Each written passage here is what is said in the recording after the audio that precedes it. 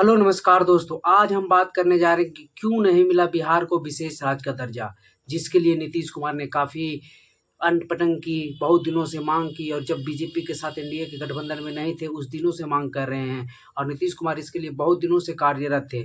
और जब सरकार गठबंधन की बनी तो ये कहा जा रहा था कि बिहार को विशेष राज्य का दर्जा मिलेगा और जेडीयू इसको लेकर अड़ी भी थी। कहा यह जा रहा है कि बिहार को विशेष राज्य का दर्जा नहीं मिलने में सबसे बड़ा कारण आंध्र प्रदेश का है। वो कैसे, वो जानिए। दरअसल एनडीए की सरकार साल 2024 में जेडीयू और टीडीपी दोनों की मदद से बनी है और ये दोनों एनडीए के दो पांव हैं। अगर एक पांव भी खिसका तो सरकार डगमगा जाएगी। और इसी क्रम में चंद्रबाबू नायडू आंध्र प्रदेश में 16 सीटों के साथ और जेडीयू बिहार में 12 सीटों के साथ एनडीए का सबसे मजबूत दल है।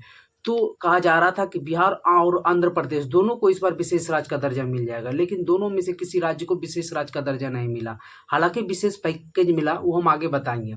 तो विशेष राज्य का दर्जा नहीं मिलने का सबसे बड़ा कारण है क्योंकि आंध्र प्रदेश भी चाहता था बिहार विशेष राज्य का दर्जा और बिहार भी चाहता था।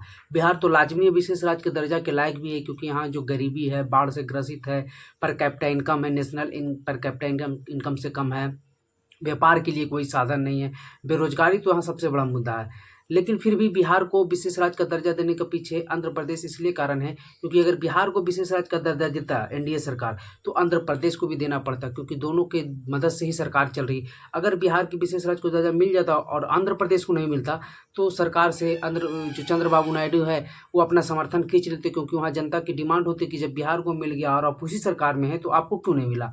तो इसके चलते सरकार गिरने की संभावना ज़्यादा रहती। और अगर आंध्र प्रदेश को मिल जाता और बिहार को नहीं मिलता तो फिर नीतीश कुमार ये काम कर सकते थे। इसलिए दोनों को नहीं देकर बैलेंस किया गया है। हालांकि आंध्र प्रदेश भी लेने के हकदार है। आंध्र प्रदेश ने तो अलग से विशेष पैकेज का भी डिमांड रखा था, लेकिन आंध्र प्रदेश के चलते बिहार को तो नहीं मिला और आंध्र प्रदेश को भी नहीं मिला, जिसके चलते कहा यह जा रहा है कि जेडीयू खास करके नीतीश कुमार काफ़ी नाराज है और सरकार कभी भी गिर सकती है। दोनों में मतभेद हो गया और जेडीयू नेताओं के बोली भी बदलते हुए दिख रही है। बयान में कभी कुछ जेडीयू नेताओं का जब से बजट पेश हुआ है उस दिन से बयान बदलते जा रहा है जेडीयू नेताओं को। हालांकि बिहार के लिए केंद्र सरकार ने एक विशेष पैकेज का अनाउंसमेंट किया और उसमें बहुत सारी चीज़ें हैं। तो चलिए शुरू से जानते हैं कि बिहार में बजट के जो 2024 का बजट है, निर्मला सीतारमण ने जो संसद में पेश किया उसमें बिहार के लिए क्या क्या है और कितने पैसे का अनाउंसमेंट हुआ है बिहार के लिए।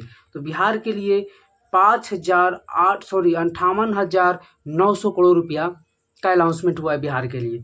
उसमें क्या है, 26,000 करोड़ रुपया है एक्सप्रेसवे का। जो एक्सप्रेसवे उत्तर प्रदेश में जाना जाता है, महाराष्ट्र में बन रहा है, दिल्ली से मुंबई के लिए, बिहार में अभी तक एक्सप्रेसवे की शुरुआत नहीं हुई थी। तो अब ये कहा जा रहा है कि बिहार में भी एक्सप्रेसवे की शुरुआत हुई और उसके लिए 26,000 करोड़ रुपया केंद्र सरकार ने बिहार सरकार को एक्सप्रेसवे बनाने के लिए दिया है। 21,000 करोड़ रुपया 2400 मेगावाट का पावर प्लांट लगाने के लिए दिया है, मतलब बिजली के उत्पादन के लिए भी 2400 करोड़ रुपया बिहार सरकार को दिया गया है। 2 मेडिकल कॉलेज का और एयरपोर्ट का भी बिहार को बनाने के नए बनाने के लिए मंजूरी मिल गई है।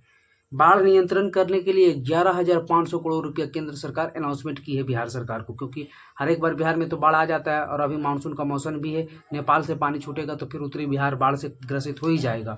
एक्सप्रेसवे कहाँ कहाँ बनेगा ये भी जान लीजिए। पूर्णिया, बक्सर, भागलपुर, बोधगया, राजगीर, वैशाली, दरभंगा तक जो एक्सप्रेसवे का है उसका विस्तार होगा। एक्सप्रेसवे मतलब वैसा रोड जिस पर 6 लाइन या 8 लाइन हो और लगातार जहाँ तहाँ से कट के जो है रास्ता नहीं हो, लंबी दूरी पर एक कट का रास्ता हो और जहाँ लॉजिस्टिक के लिए यूज किया जाता हो, सामान के आना जाना, व्यापार के लिए ज़्यादा यूज किया जाता हो।